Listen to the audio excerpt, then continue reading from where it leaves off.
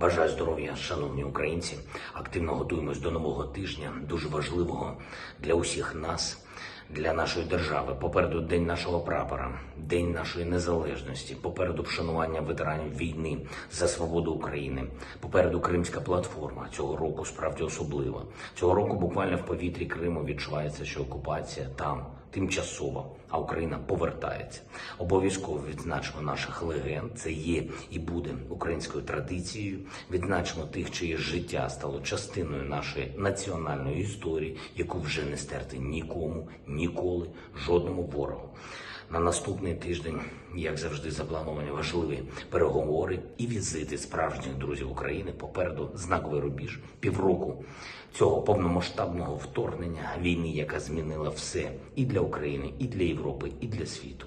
Звичайно, ще буде час сказати про це, сказати детально, але давайте все ж таки сьогодні замислимось, поглянемо, оцінимо, який шлях нами пройдено, скільки всього вдалося змінити того, про що майже всі у світі думали, що нібито неможливо змінити, скільки всього вдалося вибороти, вирвати у російської армії, про яку десятиліттями думали, що вона нібито нездоланна.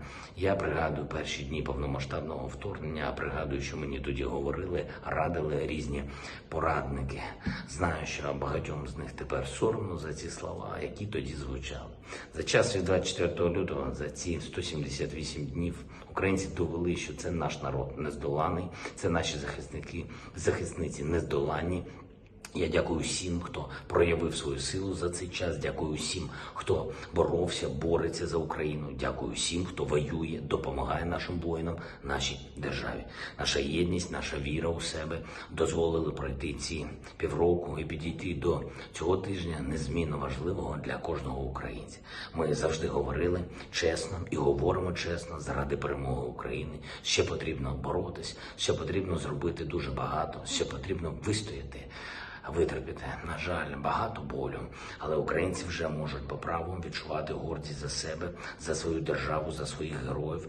І давайте сьогодні ми всі разом це відчуємо, яка сила є в нашому народі, в наших людях прекрасних.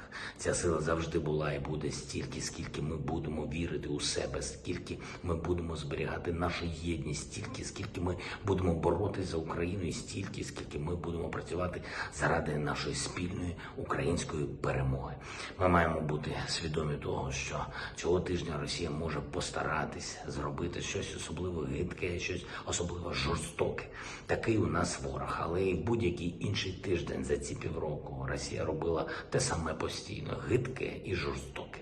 Одне з ключових завдань ворога – принизити нас, українців, знецінити наші можливості, наших героїв, поширити зневіру, страх, поширити конфлікти. Тому важливо ніколи, жодної хвилини не поступатися цьому ворожому тиску, не накручувати себе, не проявляти слабкості. Ми всі маємо бути достатньо міцними, щоб протистояти будь-яким ворожим провокаціям стільки, скільки потрібно, щоб змусити окупантів відповісти за всі свої удари і за той терор, за Харків, за Донбас, за Азовсталь, за Миколаїв, за фільтраційні табори, за Бучу, Ірпінь, за всі міста. Ми всі маємо бути достатньо міцними, щоб вистояти і пройти увесь шлях до української перемоги. Тому тримаємось разом, допомагаємо одне одному, відновлюємо зруйноване, боремося за усіх наших людей і вболіваємо за тих, хто представляє Україну сьогодні обов'язково за Усика. Наш хлопець. Віримо у себе, віримо в Україну. Слава кожному з вас і кожній. Слава Україні!